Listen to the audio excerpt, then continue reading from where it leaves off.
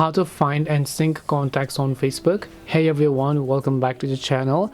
In this video I'll guide you on how you can find and sync contacts on Facebook, so make sure to watch the video till the end. In order to find as well as also sync contacts on Facebook, all you have to do is go ahead and then make sure to launch the Facebook application here. Once you launch your Facebook app, you will see this type of interface.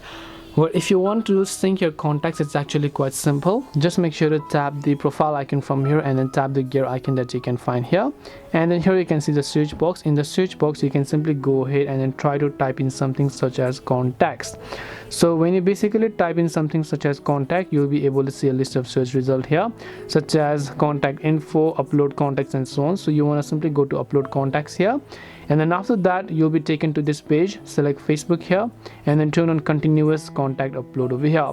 Once you basically turn this thing on, you would have successfully synced your contacts on Facebook.